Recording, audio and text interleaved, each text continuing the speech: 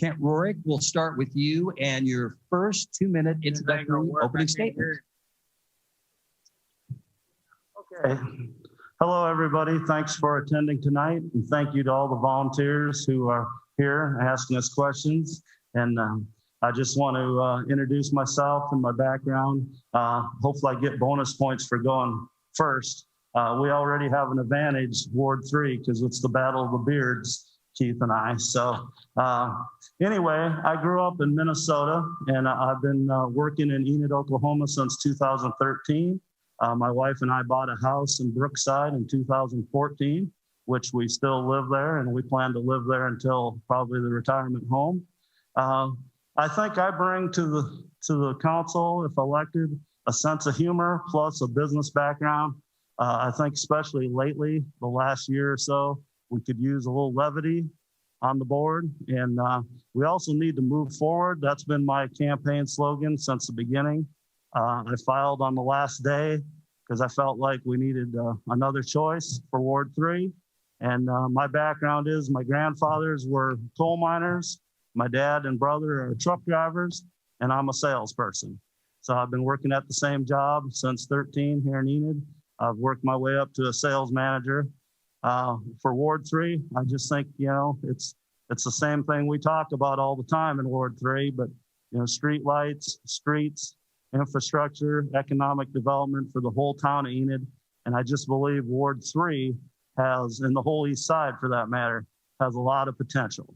I work on the west side, live on the east side, and I see the potential every day driving through Ward 3. All right, thank you very much. That's Kent Rorick, candidate for Ward 3. Next statement, opening statement comes from Keith Siragusa. Keith? Good evening, everybody. I'm Keith Siragusa. I lived in Ward 3 now for the last 18 years. Spent 1 year in Drummond during the ice storm, which made me move back to Enid because I ended up without power for about 10, 11 days, I think, total. No power, no water. The infrastructure out there is a little worse than the infrastructure here in Enid, but planning on working on getting that fixed. A little bit about myself. I came to Enid in 1996, joined the Enid Police Department in September thereof, and retired in June of 2014 to start a new venture with Benny's Barn, which services children with different abilities and adults with different abilities.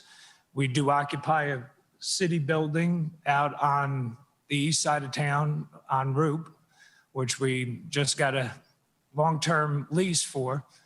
And we appreciate that from the city and the commissioners that have voted for that, which we're doing a lot of great work out there.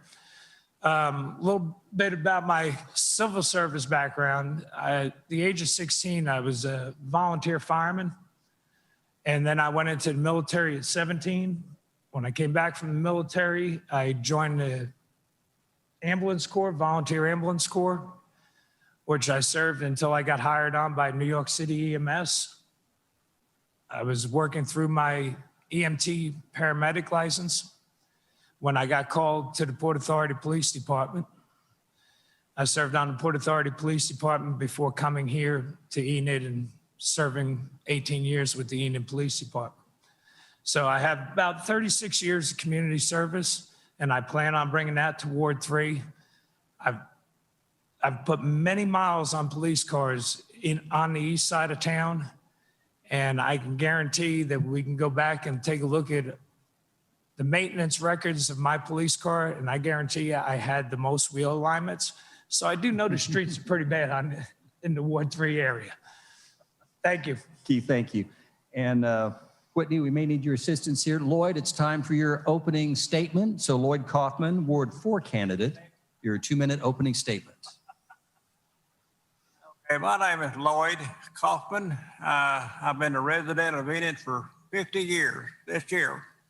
I moved to Enid in 1971, and I was a hairstylist and a barber when I moved up here, but I met my wife and she made me get out and get a good job. But I've served 4 years on the city council from 2005 to 2009. And I kind of know my way around up there. I haven't really kept up on the project they've got going right now, but I would like to get back in there and put my hand back in there. And I don't know, that's kind of where it is right now. So thank you. All right, Lloyd, thank you very much. Lloyd Kaufman, candidate from Ward 4. Up next, Whitney Roberts with her opening statement. Hi, my name is Whitney Roberts, and I'm running for Ward 4 Commissioner. I am originally an Okie from Muskogee, but I chose Enid to be my home. I am a proud conservative. I'm a new business owner. I just purchased Waddell in February of 2020, which was a perfect time to buy a business. I currently have one employee, and I'm looking to hire more. I am heavily vested in the economic future of Enid. Motophoto has been a staple in Enid, and I am honored to continue the relationships that have been built over the past 4 decades. I'm a wife and a mother, and every decision that I make as a business owner directly impacts my family. I see Enid through this lens. I chose Enid because it is a wonderful place to raise a family. The success and the safety of Enid is a top priority for my family. I am running for Ward 4 because this city government shut my business down and almost killed it. I've had to make a lot of tough decisions as a new business owner, but I'm very proud to say that I have been able to keep paying my employee through this time, as difficult as it has been. As the only Republican running in Ward 4, I am best suited to represent the voters of Ward 4. I believe that we need a new strategy to attract businesses. I know that we can see the success of Jiffy Trip, but I know a lot of people are not happy with the demauling and the city funding the downtown hotel. I may be soft-spoken, but I am invested in Enid and committed to its success. Right, thank you, Whitney. Up next, the other Ward 4 candidate, Jonathan Waddell. Jonathan? Good evening, everybody. My name is Jonathan Waddell. I'm a husband of my wife, Elizabeth, father of 4. I got into the military while I was 19 years old, traveled the world until Uncle Sam decided to drop me off in Enid, Oklahoma. We ultimately made the determination that we wanted to stay here. We wanted to make Enid our home. And where I'm from, when something is your home, you do what you can in order to be able to try and help take care of it. And so that was a part of why I originally ran. I've been a commissioner here for 4 years. In addition to being a commissioner, I also work at Vance Air Force Base. I also am an associate pastor at my church, and I continue to serve my community in every way that I can. The things that I would like to see happen with Enid over the next 4 years, specifically working on economic development. It's something that I started doing within the last 2 years of being on the commission. Taking the philosophy of, we spent a lot of time previously before I got on looking for outside businesses from outside the state, larger businesses to be able to come to Enid. Instead, we changed course and we said we're going to spend more time focusing on the businesses that are here. It's real flashy in order to be able to get that big name business to be able to come here, but it's so much more efficient in order to be able to invest in local businesses that are here. This is why we develop things like the micro enterprise grant and programs like that in order to be able to invest in local business. I also spent a lot of time working on youth programs for our community and finding investment in youth programs, something that we need to continue to work on, particularly after what's going on with the pandemic and the effects that we've had on our children. We're going to see the effects of that for years to come, and we need to make sure that we continue to invest in order to be able to mitigate some of those effects that have taken place. With that, I know I'll run long, so I'll leave it at that. All right, thank you, Jonathan. Next, we go to the candidates for Ward 6, and first off, Scott Orr. Scott? Hello, folks. My name is Scott Orr. My wife and I, Christy, and my family have been Enid residents here for this round. We're coming up on 17 years. We also previously spent a year and a half here back in 1999, 2000, when I was a student pilot down here at Vance. We were super excited to hear that we were coming back here. I come from a family of 5, 2 brothers, 2 sisters, the oldest of 5. I think a sense of community service was instilled in me with my father and my mother. My father was in the Navy and subsequently was in law enforcement. My mom was a nurse. And as I was growing up, those were the 2 things I was most interested in, is law enforcement and aviation. And I was very fortunate to be able to combine the aviation aspect with the Air Force and serve, as well as my number one love of flying. We got here in 2004. My Air Force career was 21 years, retired here back in 2017. Currently working for a major airline, and I'm also working down at the Vance Air Force Base again as a T6 sim instructor. And I've been very blessed with a wonderful family. I've got my wife of Christy. We're coming up on 26 years. I've got a son who's a senior in college and a daughter who's a freshman in college. And we're excited for this time in our lives. We've got the kids out of the house and we've got some free time, and we couldn't think of a better way to give back to the community than to come out here and try and serve as the Ward 6 Commissioner and represent the great residents up in Ward 6 and the city of Enid. All right, thank you, Scott. Up next, we have candidate Ryan Redd. Ryan? Hey, I'm Ryan Redd. I appreciate the opportunity to share some of my views with you. My wife, Christine, and I, we have 6 kids. We have been here in Enid for 8.5 years. We love it here. Shortly after we got here, we started calling it the Garden of Enid, and still feel that way today. This is a great place, and this is a real bright spot, I think, in the world. We hear about all the stuff going on in Washington and around the world, and even have sorrowed with some of you on your doorsteps as we've contacted and knocked on doors over the past few weeks, sorrowed about the state of our political environment and the animosity and so forth that's prevalent. And I'm grateful to see that that's not what I feel as I go out in the community from the people in the community. And I feel like we can continue to make this a great place where ideas can be exchanged, where people can discuss, even if we have different opinions, we can discuss those opinions in a civil way. My wife and I have 6 kids. We have spent our lives, raising our family. I'm a chemical engineer and educated in chemical engineering and business, and have been a project manager and engineering manager for the 25, 26 years of my career. And through that time, I've had the opportunity to manage lots of budgets, and I know how to stay in a budget. And also as a project manager, I've been able to build teams to get jobs done, to get things accomplished. I'm working at the Coke fertilizer plant now, and enjoy the opportunity to build things and create things.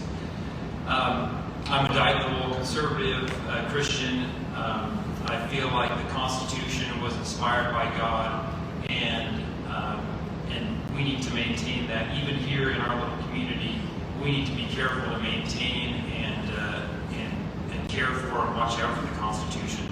So I've heard a lot of things from people, a lot of concerns, and some of those have been mentioned already. And one of the things that I want to do is, if I'm elected to the City Council, is ask for greater transparency. At the meetings, we come, and sometimes the councilors are asked to approve $460,000 for these claims, or $234,000 for these claims, and it doesn't say anything about what that's for. So I'd like to, if I'm elected at the first meeting, I'm going to ask for that to change, where we get more information on those, on what's being asked for. A final candidate for Ward 6, Michael Shuck. Michael? Yeah, my name is Michael Shuck. Well, you're right, this thing kind of kicks you out there, doesn't it? I've been in and around Enid my whole life. I've got family scattered out throughout northwestern Oklahoma. This is the place we came and shopped and did different things when I was visiting. My parents have been here for 30 years, so I know where all the good places to go look for Christmas lights in when I come and visit them. I know where all the best places to watch fireworks are. So been in and around a lot of for Enid for a long time. My family's decided to make this our home. Graduated from OSU, go Pokes, and had a degree in architecture, worked in architecture for about 20 years. Architects really kind of work with people. We don't just draw pretty pictures and something happens. It's about working with people, going into different places, figuring out what a different business or school or some sort of organization, what they want, what would help them move forward, and then trying to pull that together into a plan and making that happen. So worked with a lot of great schools and business leaders and stuff to do that. Moved to Enid to do the 2016 $92 million school bond issue. I was basically handed a chunk of taxpayer money and told, get this done, make it happen. So what I did is try to put that in a place where it'd make the most impact. You don't just kind of try to cut stuff out of budgets and try to, to get the budget to work. You try to put the money where it's going to make the most impact and really, do something amazing with it. I'm really happy to say the Enid High School Gym and Performing Arts Center just had its grand opening. And I was really proud to see all the people in there. Of course, COVID, it was kind of sparse like this, but it was nice to see those people in there. And people were saying stuff like they never dreamed Enid would have something like that. And I think we need to be dreaming a little bit bigger. When you start looking around at Enid right now, we've already heard a bunch of people talking about this. It's a great time to be in Enid. There's so much potential here. And that's what really got me excited about trying to run for commissioner here was all the potential that we had. It was, and that's what, with the city budget, you can do the same thing. It's what I did with the school budget. You can find places to focus that money to where you get the biggest impact and make something great happen. So I see Curtis over there giving me the two-minute mark. But let me tell you something. I've got a vision for Enid. I want to work on economic impact, economic development, get those core services, including infrastructure and fire and police, make sure that's all going pretty good, and want to work on quality of life to make this a place that other people want to come to. We all know how good it is. We want other people to know that too. If you are elected, what are going to be your top couple of priorities, or what are your top couple of concerns? And Kent, we'll start with you and we'll come entirely down the line. Once again, let's try to keep our answers relatively short. So Kent, you start, Biggin. Thank you for the question. The top priorities for Ward 3 for me is the streets is number one. Just campaigning and driving down the streets, and I invite people to drive down in the different wards in Enid and check out the streets. The streets in Ward 3 are inadequate, especially over, on the certain side, Brookside where I live, the streets are pretty good. But a lot of the other part of Ward 3, the streets are, in some cases, are a disgrace. Lighting is also bad. And of course, if we want to bring business to Ward 3, which we have an opportunity to do, we're going to need the infrastructure and the streets. And that also goes to safety with the street lights and just the better water and keeping the water lines new and replacing them. If the streets are bad, you can imagine what underneath looks like if it's been that long since there's been maintenance done. So that would be my number one priority, and economic development would be my number two, and that's for the whole town. But again, I believe Ward 3 has the most opportunity just for land, just for the empty land in Ward 3, just to grow. We have a lot of room, and when you come in to Enid on the east side, like I say, we have a lot of room to grow over there. All right, thank you, Kent. Same question for Keith Siragusa in Ward 3. Keith? Several different areas that Ward 3 needs improvement. The roadways, 100% top on the line, because we have probably the worst roads in Ward 3 in the entire city of Enid. I said, I've put many hours on those roads when I was a police officer for 18 years. I travel those roads every day being that I live in the heart of Ward 3 and I also work in Ward 3. So I have to go through those roads every day. I just spent $1,500 on the front end of my truck this past year, and I only travel in Ward 3. Secondary, which is the Call Lake project, greatest thing that happened to the east side of town, let alone the town, because of the fact that we are on the total end of our water line, and our pressure in the summertime goes down to nothing. We built the water tower out here off of 30th to give us that pressure in the summertime, which was a godsend because we didn't have it. The amount of water that we use, we were at max most summers. We have no water to use our industrial over on 54th Street. We got pads that have everything except water. So that's the next thing. Once we get that water in, then we can start bringing those industrial businesses in. So that needs to be addressed there, which is being addressed, the Call Lake project. Kudos to the commissioners, kudos to the mayor.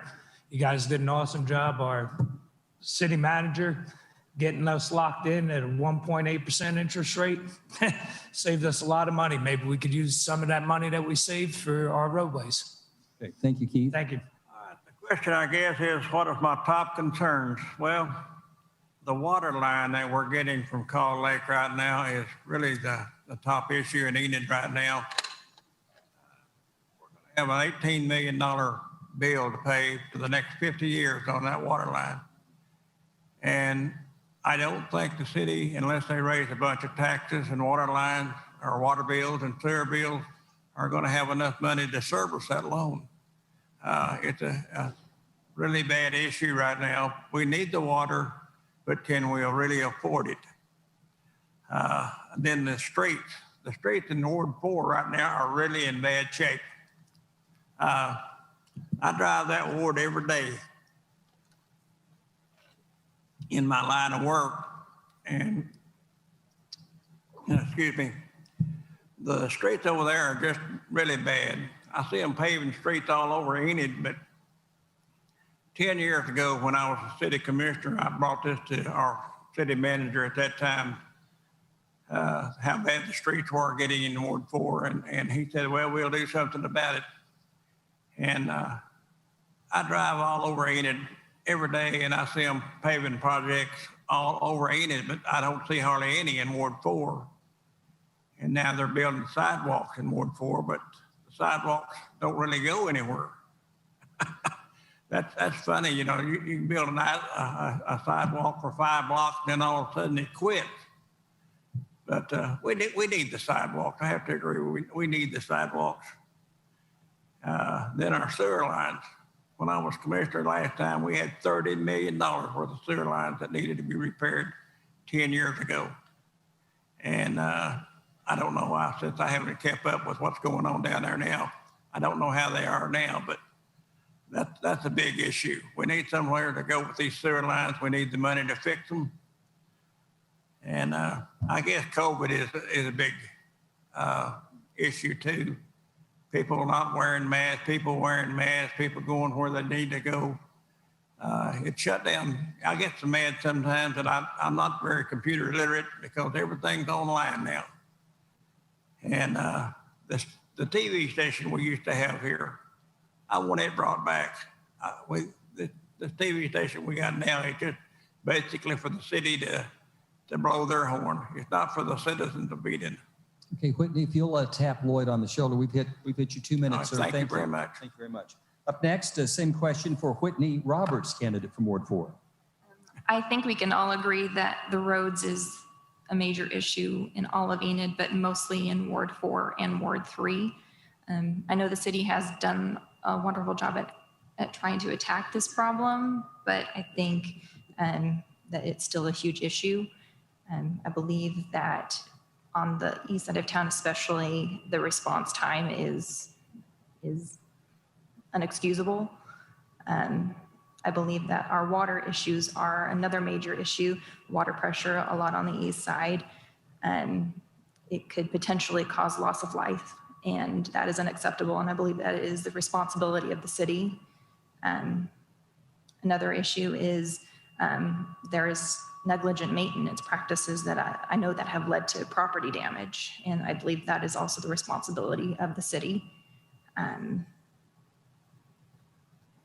The call water project, I am very pleased with it. I think that is the right step for our city to set up for our future. I believe from here on out, it would be up to the commission to keep it accountable, to keep it under budget if possible and ahead of schedule. I think that it will benefit the city of Enid in the long term. All right, thank you, Whitney. Same question, issues, and concerns for Jonathan Waddell, Ward 4. I think our most precious resource here in Enid, Oklahoma is our children. And so for me, my first year coming in, there was no money from the city going towards youth programs, children's programs. So I worked in order to be able to inject funding and point it towards that direction. First year was around $35,000 to $40,000. Last year was upwards of $200,000, and it's grown every year towards that direction, and it needs to continue to grow. Unfortunately, at this point, we've left too much to the schools in order to be able to deal with the issues that our children are facing, and we have to help the schools. The schools can't be responsible for everything. And so after school programs, summer programs, in order to be able to help teach civic engagement, how children can connect with their own communities, they're dealing with their own mental health and the issues that they face throughout their days and growing up is an important issue and something that we have to start investing in as a community. The other thing is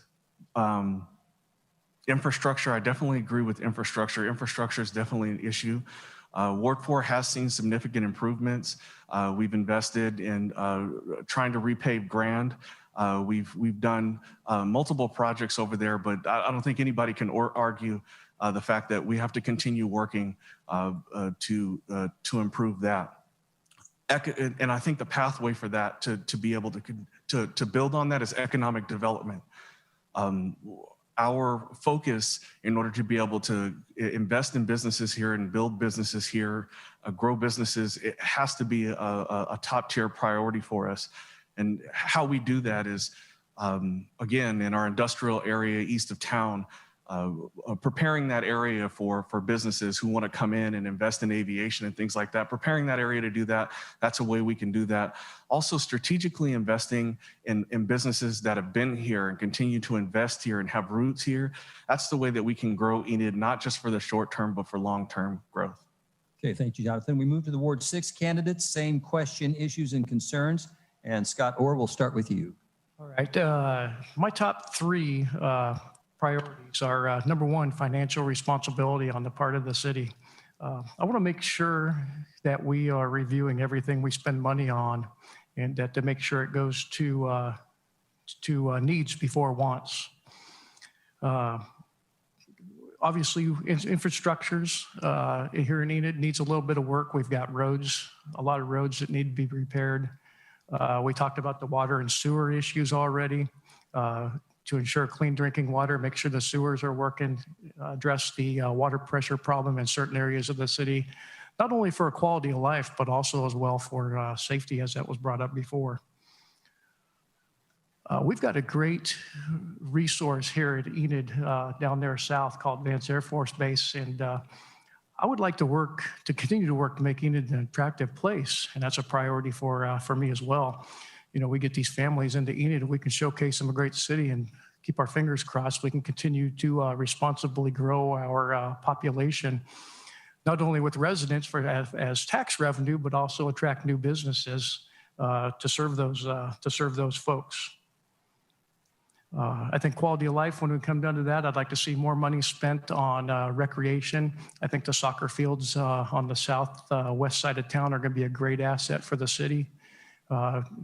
bring in folks from Northwest Oklahoma. I'd like to see the parks improved, and I'd like to see the walking trail aggressively built and hopefully throughout the city to give folks a safe place to run and ride bikes and get out and enjoy the great outdoors. All right, thank you, Scott. Same question for Ryan Ritt. Ryan? Yeah, thank you for the opportunity and the question. I echo a lot of the things that have been said. We need financial accountability. We need to have financial transparency. The city needs to be spending money on the most important things. And those are the basic services, the utilities and the infrastructure and the police and fire. And then after that, we do need to be very careful with this huge project that we're doing. And that's been mentioned a few times already. We need to hold those the contractors accountable to bring that in within budget. And then I also want to see if it's possible to reduce sales taxes here. We're one of the higher sales tax levels in the area. And so people from Enid will go south to the city to make their major purchases, sometimes because of the sales tax level. But the one thing that I want to try and focus on is that I want Enid to become the best place or the friendliest place in Oklahoma to do business and to run a business and to start a business. And if we can and we can do that by reducing regulations, by reducing the burden that we put on businesses to jump through hoops. And I believe that if we can do that, if we can make this just a business-friendly place, the businesses will come. You hear about businesses leaving California, going to Texas because it's a business-friendly place. Well, let's have businesses coming to Enid, Oklahoma, flocking to Enid because this is a business-friendly place, and because our city council and our city managers are practically begging businesses to come here through lower regulations. Okay, thank you, Ryan. Same question. Final answer comes from Ward 6 candidate Michael Shuck. Michael? I'd have to agree with you there on that. That was a great answer for it. I also wanted to say, how many of you out there want another thing to do in Enid? How many of you want another place to eat? You know, that's a common thing everybody has. So that's really where my focus is right now, is on economic development. As I talked before, I'm used to taking projects, finding that spark to put in there and start it up and started fires and that's what the city can do. The city can't go build a new restaurant for us. The city can't go, have a new place to do something at. But what they can do is put a spark there and light a fire to where other developers, other people will see that the city's investing, and that will bring other investors in, make other people feel confident in Enid that we can put something there that will thrive. So that's what I've been in and around these type of things, like in Automobile Alley in Oklahoma City. It's not an alley, it's Broadway in downtown. You'll know it because you've seen it on the news at night around Christmas time when the newscasters are down there doing a report, and it's the street where all the facades are all lit up with lights. When I first started working down there about 10 years ago, doing architectural projects for people down there, it was scary to go down there. But the city came in, redid the road, what they were already going to do anyway, put some benches in, put some light posts in, all the stuff they were going to do anyway. They got the community together, named it Automobile Alley, branded the thing, just simple stuff that they were going to do. All of a sudden, investment just swarmed in there. So that type of thing can happen here in Enid. I've seen it happen in all these different places. We have a central park. Does anybody know where our central park is? Right now, it's desolated. It's like an urban renewal. Oklahoma City went in and tore up everything. They never built anything back. We're kind of sitting at that part right now. South of Stride Center, our comprehensive master plan calls out for that to be a park, and it's just sitting there right now. If we'd simply go back in, the streets are going to stay the same around it. No matter how we grade the thing, however we make it a park, we can still put the sidewalks around it. We can take Park Street out of it, make a beautiful lawn for soccer and football, plant some little trees around that are real simple right now, let them grow into something really pretty nice, add some activity back in there, add some energy back into our city, and help the economy that way. I think I got my 2-minute Thank you, Michael. Thank you. My question is, again, to all of you who wish or wish not to answer. What responsibility do city leaders have to public health? during, we throw this term around a lot lately, an unprecedented pandemic like COVID-19. And then I would add on, if you could add on top of that, do you think the mask mandate is helping or not, or does it need to be extended in Enid? And we'll start down at the eastern far end with Kent Rorick. Kent? Well, this is a touchy subject. I mean, the election could be won and lost on this subject alone. And, but I am going to say that this council did vote and they did pass a mask mandate. And that's not going to change due to the election. I mean, it's, if the people get flipped, it's still the vote would still be the same. So I do think that it does make a difference. I think we need to wear masks, and that's just my opinion. I have some health issues. My wife has some pre-existing health issues. And for us with compromised immune systems, we definitely have to wear masks. I realize freedoms and opinions of people, and it's a touchy subject, but I do believe the data shows, and scientifically it shows, that masks have been helping. And I do believe it is the council's responsibility to its citizens to vote on it, which they did. Okay, thank you, Kent. Keith Siragusa, your thoughts? Okay, Section A340, Health Powers, City of Enid shall have the power by ordinance duly passed to regulate and prescribe such rules and regulations deemed advisable or necessary to protect public health, public safety, and comfort. And comfort. Okay, very uncomfortable situation the city commissioners were put in and the mayor was put in. Mayor did not bring it up. The mayor's voted by everybody in the city. Wards are voted by their constituents in that ward. I feel that the mask, if it was brought up by the mayor and pushed by the mayor, then it would have been more of an issue. But it wasn't pushed by the mayor. It was pushed by one commissioner. Okay? General powers, the Board of Commissioners shall be vested with the power and charged with the duty of adopting all laws and ordinances not inconsistent with the Constitution of this state and laws thereof, touching every subject matter and subject within the purview of local government instituted by this charter. Once again, we're discussing one individual that was pushing, finally made everybody else vote on it. Okay, does the mask work? There's possibility. Does a virus spread through the mask? There's a possibility. There's nothing concrete either way. I operate out at the farm.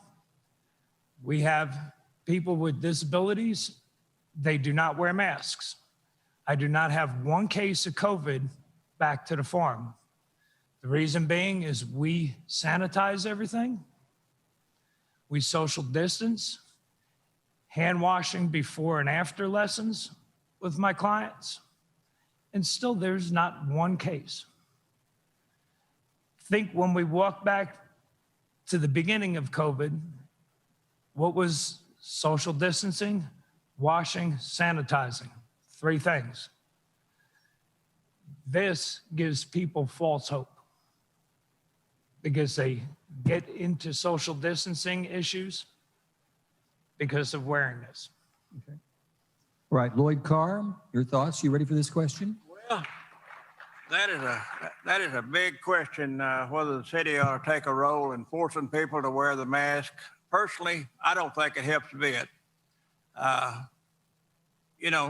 It's everybody's responsibility to take care of themselves.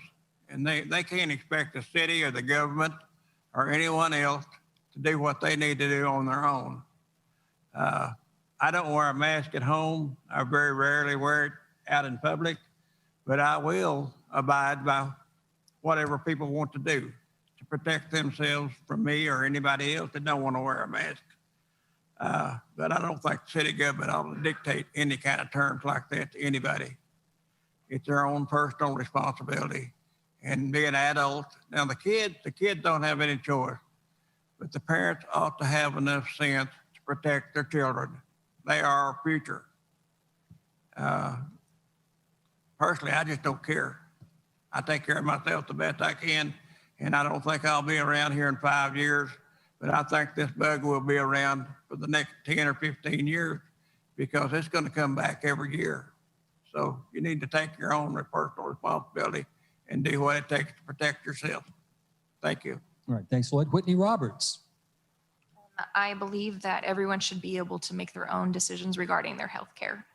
I'm not a healthcare professional. I would always advise everyone to seek the advice from their healthcare physician and abide by what their doctors would deem acceptable for their situation. As far as the government's role in public health, I believe that the government has limited resources and the government needs to provide those resources for our most vulnerable population, such as my grandparents. They're both over 80. They wear their masks when they go out in public. I'm very thankful that they've had their vaccine. They're going in the next couple weeks for their second round. I have family that live in California and with young kids worry about passing something over to them. And I'm thankful that they have that assuredness. Well, it's not even assuredness. They have a comfort in having that kind of opportunity to have the vaccine. My dad lives in a state that requires masks everywhere you go, and he still got COVID.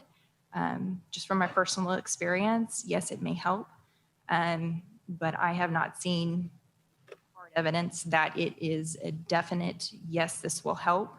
I think as long as, like you said, keeping our distance and hand washing, I think that is the best deterrent to get this virus. Okay, thank you, Whitney. Jonathan Waddell. Man, this was a crazy decision to make. And I don't think anybody involved ever wanted to make it. What I'll say is this. From the very beginning, I voted for the mask mandate. If given the opportunity again, I would vote for it again. The efficacy of masks has been debated at length. The determination from the information that I found has been simply this. Depending on the type of mask that you have, there are certain degrees of efficacy. I make the comparison of a police officer.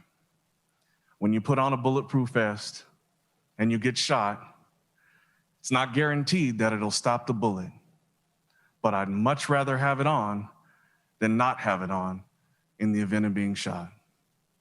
These masks are not 100%, they're not perfect, but what they have the ability to do is to mitigate the risk. And I understand the individual liberty aspect of it. Believe me, I do. I put on the uniform in order to be able to defend it. But we are a community, and we live, die, survive together as one people together, working together for the preservation of our society. And if we try to live and exist in silos in the thought process that our actions don't affect our neighbors, our society won't last for very long. Our country was predicated on the thought process that we were united together, we worked together towards a unified purpose. This is what I thought that was going to be. Unfortunately, it turned into something entirely different, which was never the intent. But I hope we can find our way forward in a more positive way. Thank you. Okay, the same question for Scott Orr. Scott? Yeah, this is a loaded question, but you know, I consider myself a fairly educated guy, and you know, when I go out there, this virus is indiscriminate. Who knows who it's going to strike? Why? I can just take a small family of 5 or 6. You know, why would a dad come home with it? The mom doesn't, or the mom and the kids don't catch it without masks. Nobody can really explain that. It's indiscriminate. Yes, there are deaths, and those are very unfortunate. But I've seen studies go both ways. And I've seen studies of towns similar to Enid who do have mask mandates and who don't. And I don't see a striking difference in the data. If somebody would like to correct me for that later, perfect, come on up, I'm willing to listen. I've heard doctors, I've got friends who are medical doctors who are telling me, I never wear a mask, I'm not afraid of it.